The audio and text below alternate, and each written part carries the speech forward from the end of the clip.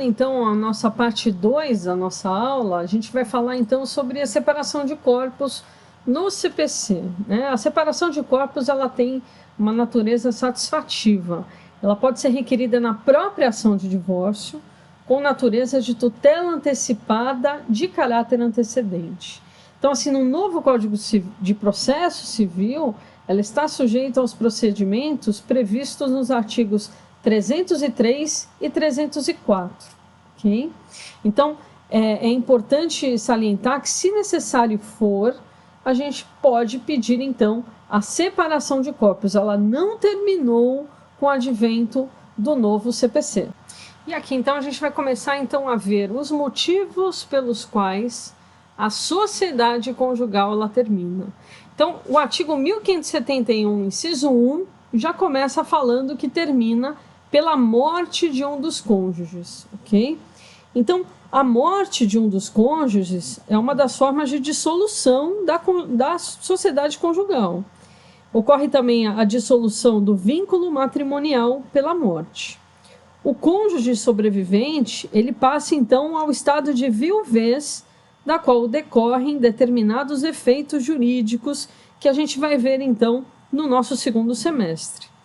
Um deles é que a lei não proíbe o casamento de viúvo, mas impõe algumas restrições, como impedir o casamento antes de completar 10 meses de viuvez, como a gente já viu lá no artigo 1523, inciso 2, ou, se tiver filhos do cônjuge falecido, antes de fazer inventário dos bens do casal e dar a partilha aos herdeiros, de acordo com o artigo 1523.1, observando, então, o disposto do parágrafo único do mesmo artigo.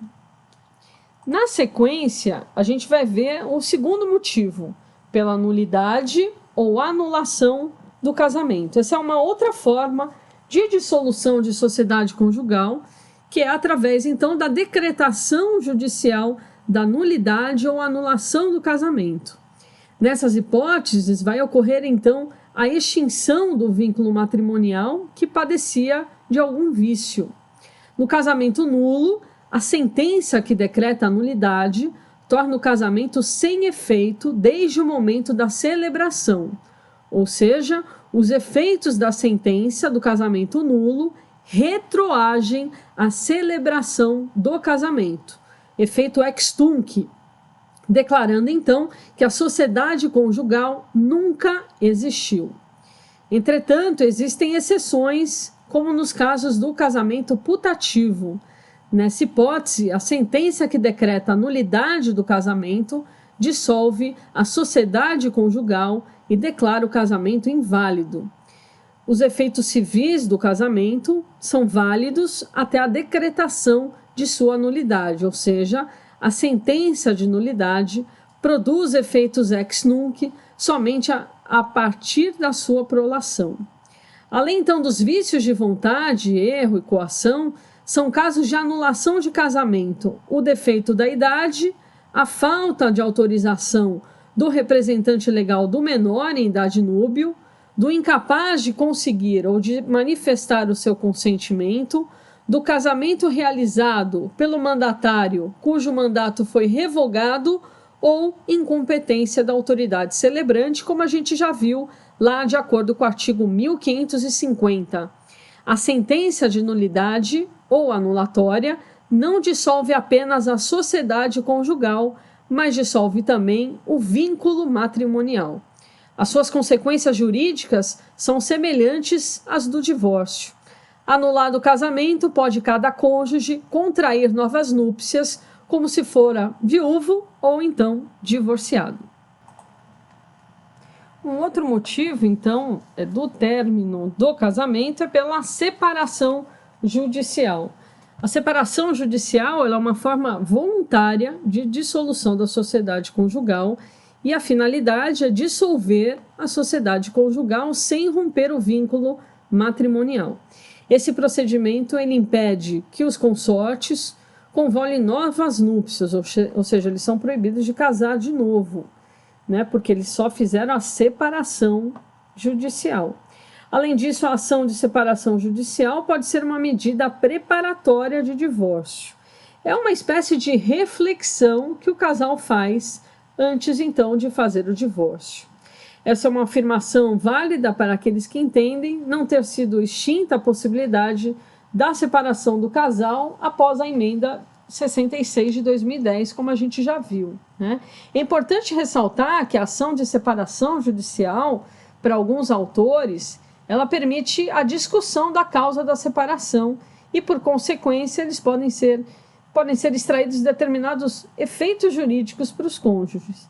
Então, de acordo com essa linha de pensamento, as espécies de separação judicial são a espécie, por exemplo, a separação consensual ou mútuo consentimento, de acordo com o artigo 1574. Nesse caso, o juiz ele pode se recusar a homologar e não decretar a separação se apurar que a convenção não preservou os interesses dos filhos ou mesmo os interesses dos cônjuges, de acordo com o parágrafo único do mesmo artigo 1574. Uma outra modalidade de separação é a litigiosa, ou a não consensual. Ela é efetivada, então, por iniciativa da vontade unilateral de qualquer dos consortes, de acordo, então, com as causas legais. E, de acordo com o artigo 1572, caput, e os parágrafos, e também o artigo 1573. A separação judicial, ela põe termo aos deveres de coabitação, fidelidade recíproca e regime matrimonial, como se o casamento fosse dissolvido. Isso de acordo com o artigo 1576. Decretada a separação, ela terá de encerrar-se a situação econômica que deriva da própria sociedade conjugal. Em ambos os casos de separação consensual ou judicial, vai ser procedida a partilha. Na consensual, a partilha ela vale como um contrato entre duas pessoas capazes. Na judicial, se não tiver acordo, vai ser imposta uma liquidação por artigos para oportuna repartição desses bens liquidados. Então, cabe propor a separação somente aos cônjuges. No caso de incapacidade, serão representados por curador, ascendente ou irmão, e pela mesma razão, a dissolução da sociedade conjugal pela separação judicial conjugal ou judicial, ela deve ser mantida, pois os cônjuges devem ter o direito por optar ou não pelo divórcio sem a prévia separação. Na realidade, a separação não é mais um requisito ou pré-condição para o divórcio. Então, a gente tem a íntegra da redação desse artigo, ela prevê a separação judicial como forma de encerramento da sociedade conjugal, mas não do casamento. Então, a gente deixa, então, para a escolha dos consortes, qual que seria melhor, esse tempo de reflexão, que seria a separação judicial, ou então, diretamente, o divórcio.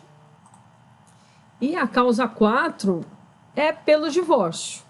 O divórcio é a última forma de dissolução da sociedade conjugal prevista no nosso Código Civil, né? Até o ano de 77, a sociedade conjugal era indissolúvel. Somente após, então, a Emenda Constitucional 9 de 77, que permitiu-se a dissolução do casamento no Brasil com a instituição do divórcio, né? Eu já até falei para vocês, na época do ano de 77, até o ano que eu nasci, lá na capa do Estado de São Paulo estava escrito o dia em que a família acabou, né? Houve, então, a decretação do divórcio. É importante dizer que a família não acabou, né? A gente sabe hoje que o divórcio faz parte, infelizmente, da vida. Ninguém se casa para divorciar, mas é um fato da vida, né? E o divórcio, ele constitui a dissolução do casamento válido através de uma sentença judicial em razão de um acordo de vontade dos cônjuges ou de causa legal, habilitando, então, esses consortes a contrair novas núpcias. Então, o casal pode de novo se casar, ok?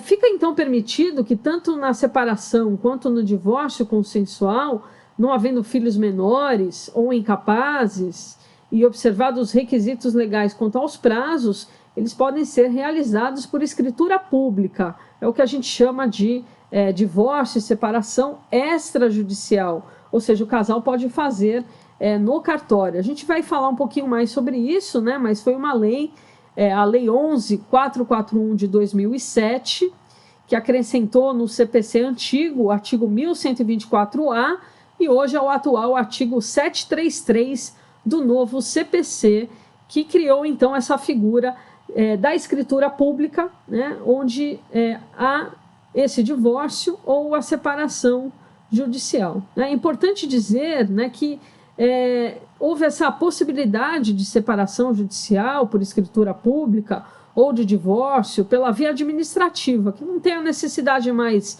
de fórum, de audiência, de trâmites processuais que são morosos, né? A escritura pública ela deve ser lavrada a requerimento das partes no cartório de notas, deve constar tudo aquilo que ficou acertado entre o casal, como pensão alimentícia, descrição, partilha dos bens comuns do casal, manutenção ou não do patronímico do cônjuge, que é o sobrenome do cônjuge, disposições sobre eventuais obrigações futuras, né? E se tiver alguma situação complexa, aí sim não tem mais a necessidade da homologação judicial, ok?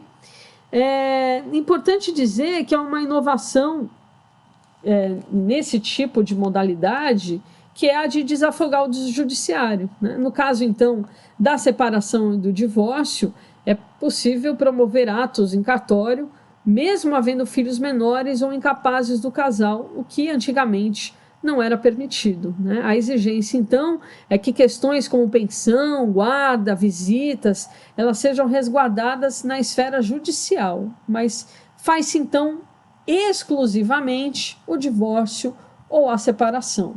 Então, uma vez protegidos tais interesses, a separação ou divórcio ela pode ser feita, então, no cartório de notas, né? Com essa mudança, o judiciário fica responsável apenas pelas causas pelas quais as questões são referentes aos filhos, porque tem que ter, obviamente, intervenção do Ministério Público. A escritura pública ela deve ser averbada nos cartórios de registro civil e no registro de imóveis, caso seja essa necessidade, né? Caso o casal tenha imóveis. Com relação às obrigações futuras, se não cumpridas no tempo certo, elas poderão ser objeto de execução forçada, porque a escritura pública é um título executivo, uma vez omitida pela lei quanto à reconciliação, né? No processo judicial, tendo em vista o dever constitucional do Estado de proteger a família, o juiz, durante a audiência, ele deve oferecer às partes essa oportunidade de reflexão, né? Com relação ao desejo de romper com a vida do casal, a fim de pensar melhor, né, sobre esse desejo das partes, visando sempre a preservação da família e a proteção da prole, né? Esse cuidado, então, não foi previsto e nem recepcionado de acordo com a nova lei.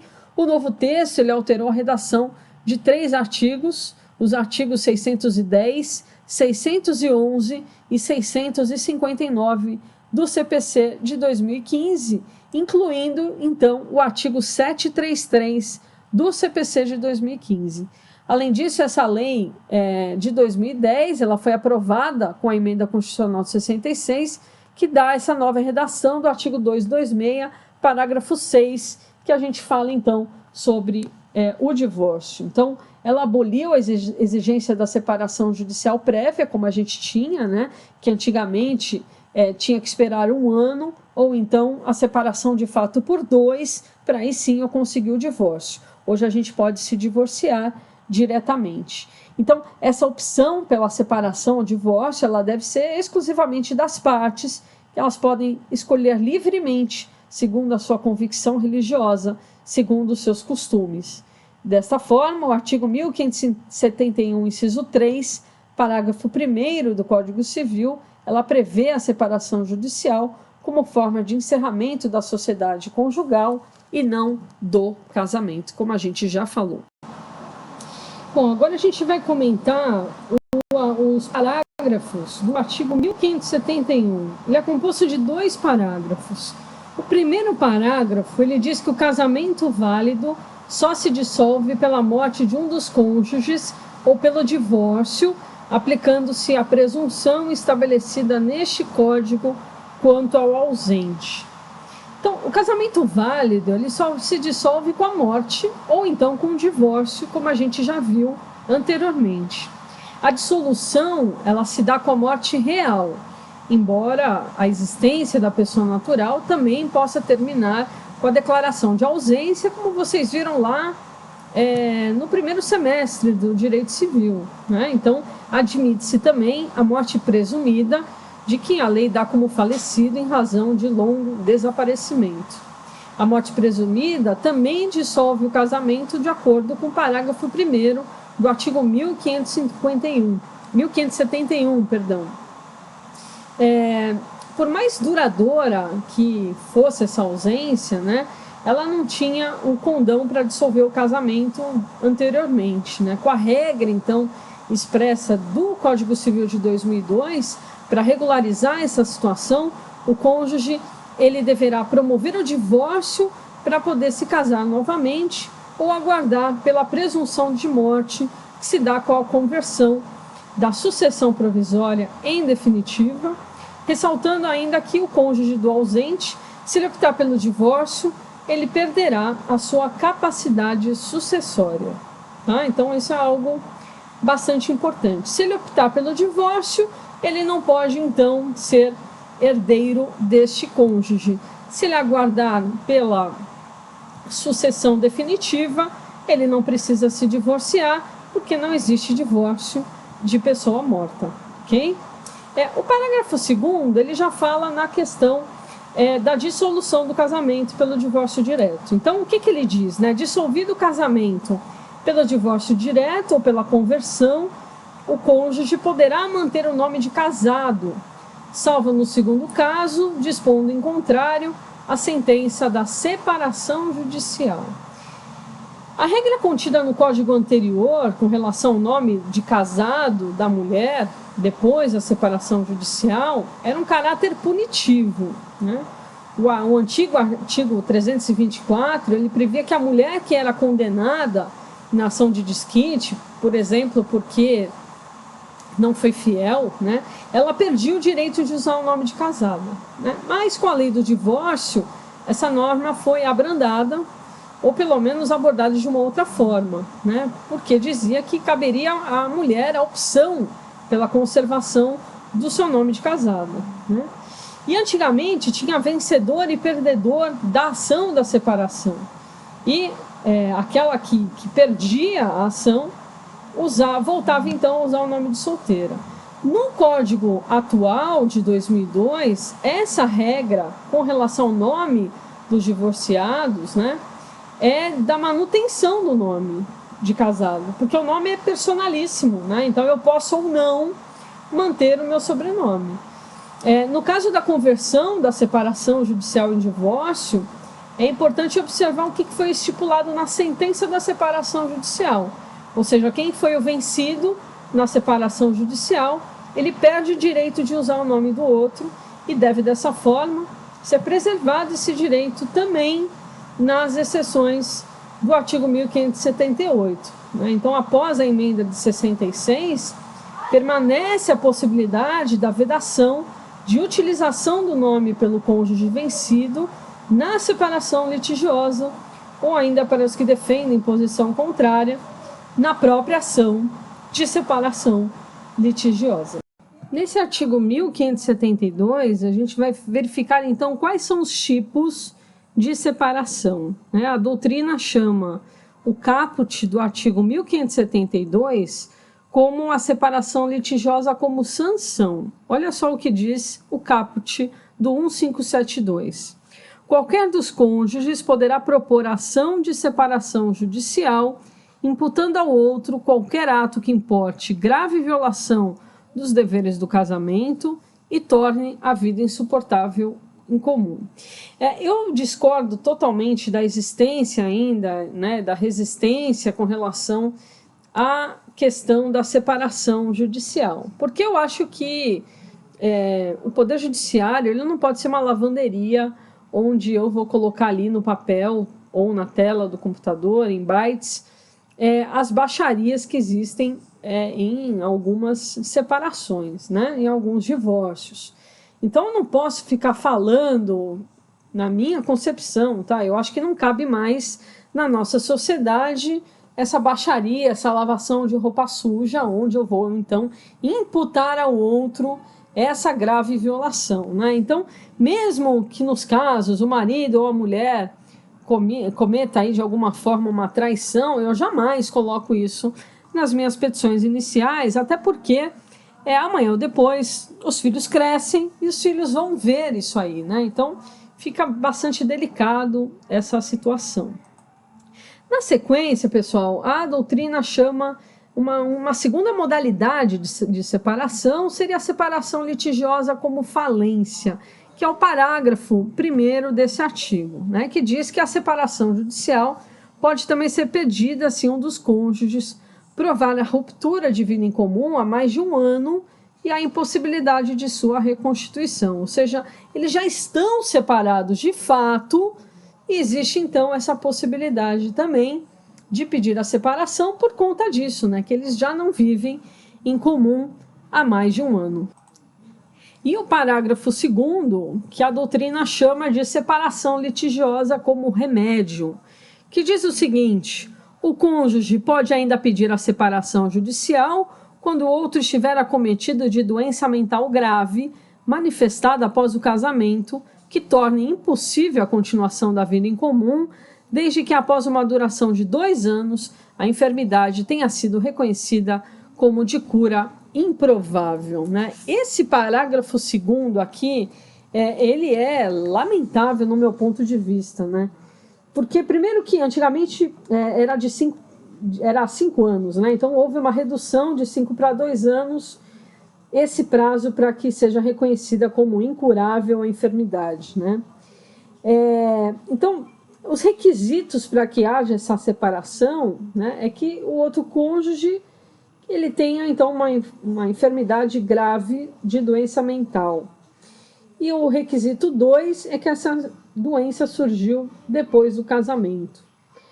A terceira hipótese aqui é que a doença tornou impossível a continuação da vida em comum e que após 2 anos verificou-se improvável a cura.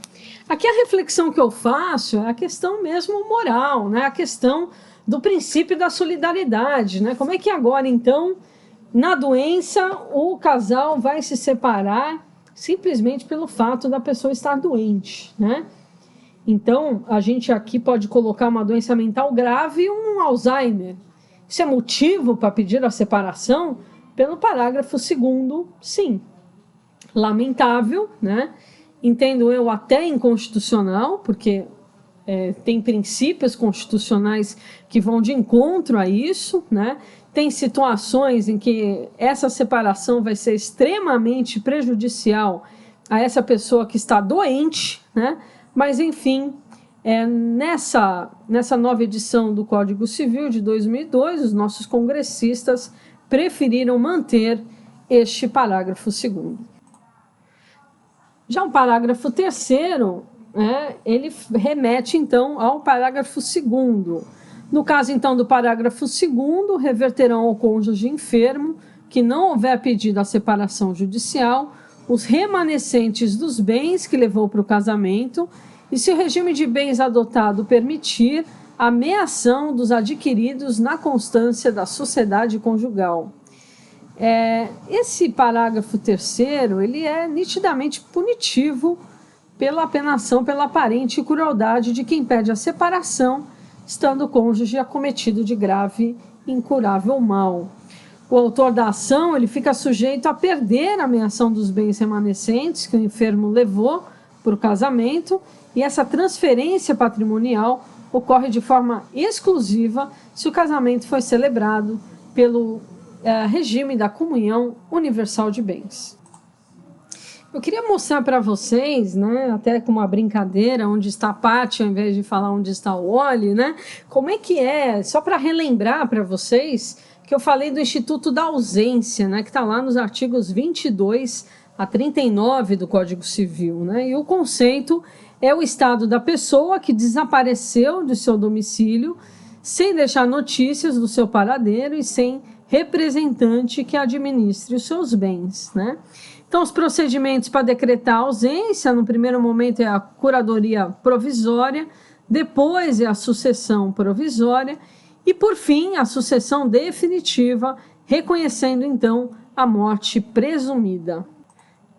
Importante também lembrar qual a segunda modalidade de morte presumida sem a decretação de ausência que está lá no artigo 7º do Código Civil. Quando é extremamente provável a morte de quem estava em perigo de vida e, na segunda hipótese, quando o ausente desaparecido em campanha ou feito prisioneiro de guerra não for encontrado até 2 anos após o término desta guerra. Então, nessa hipótese 1, por exemplo, eu faço um check-in pelo Facebook, eu estou lá na Praia do Gonzaga e faço um check-in. Patrícia está na Praia do Gonzaga. Tiro uma foto da Praia do Gonzaga, eu, meu filho, meu marido, e logo depois a gente tem a notícia de um grave tsunami que arrasou com a Praia do Gonzaga, né? Então, eu estou sumida há alguns dias, né? E dessa forma, com essa prova, com esse check-in que eu fiz no Facebook dizendo que eu estava na Praia do Gonzaga, é extremamente provável a minha morte, né? Porque eu estava, obviamente, em perigo de vida, passou um tsunami por ali, né? E a segunda hipótese é em caso de guerra. O artigo 1573, ele elenca os motivos que podem caracterizar a impossibilidade da comunhão de vida, mas essas características são exemplificativas e elas mostram os motivos pelos quais a gente vai ver cada um deles, né? O primeiro deles é o adultério, né? O artigo 1572, ele prevê quais são as causas da separação litigiosa, que ele chama lá no A, grave violação dos deveres do casamento, ruptura da vida conjugal por mais de 1 ano, grave doença mental contraída por um dos cônjuges após o casamento. Essa violação do dever de fidelidade dos cônjuges, que a gente chama de adultério, é a mais grave das causas que justificam esse pedido da separação judicial e de difícil comprovação. Esse assunto já foi abordado no artigo 1566, inciso 1, mas qualquer infração no que diz respeito a esses efeitos pessoais do matrimônio, ou seja, direitos e deveres do casamento, ele autoriza o cônjuge inocente a requerer a separação judicial. A principal causa, então, é do adultério, mas não basta somente a sua prática. Também a vida em comum deve se tornar insuportável, de acordo com o artigo 1572. O inciso 2 fala em tentativa de morte, né? A simples tentativa de morte, levada a efeito por um dos cônjuges contra o outro, justifica o pedido de separação litigiosa por culpa, não havendo necessidade da sentença penal condenatória. No caso, então, do inciso 3, sevícia, injúria grave, né? O que é sevícia? Ela se traduz, então, em lesões corporais praticadas por um dos cônjuges. Elas podem ser graves, leves ou mesmo levíssimas, uma vez que é uma quebra de respeito e de confiança que deve existir, então, entre o casal. A injúria grave, ela consiste na ofensa moral do cônjuge. Então, de acordo com a doutrina, pessoal, essa pode ser classificada como injúria real ou verbal. A real, ela se funda na conduta condenável de um dos cônjuges que procura humilhar, procura diminuir a honra do outro. Por exemplo, se recusa a manter relações sexuais, ciúme doentio sem causa, etc. Já a injúria verbal é aquela representada por palavras, por expressões proferidas por um dos cônjuges com relação ao outro, que atinge a sua honra e a sua respeitabilidade. Então, por exemplo, uma acusação infundada de adultério, uma difamação, comentários do cônjuge com relação a amigos ou pessoas de relacionamento do casal. O inciso 4, ele fala de abandono voluntário do lar conjugal durante 1 ano contínuo. Esse abandono voluntário é a violação do dever de coabitação e ela só se justifica se comprovados os motivos que levaram o cônjuge a proceder dessa forma. O abandono também poderá ocorrer quando houver recusa de um dos cônjuges em manter relações sexuais. Isso é que a doutrina fala, né? Tudo isso é muito mais abrangente hoje em dia, mitigado muitas vezes, né? Porque antigamente a gente falava em débito conjugal, né? Ninguém pode ser, depois do advento da Lei Maria da Penha, quando recusar praticar relações sexuais com o seu cônjuge, ser forçado a praticar relações sexuais, porque isso é estupro e existe, obviamente, estupro no casamento. Ok? O inciso 5 fala em condenação por crime infamante. Então, essa causa de separação judicial, ela se baseia na má formação da personalidade do cônjuge, que tenha cometido crimes com relação à tortura, sequestro, tráfico de drogas, né? E torna dessa forma insuportável a vida em comum, até porque representa um risco permanente à integridade física do outro cônjuge. O inciso 6 fala em conduta desonrosa.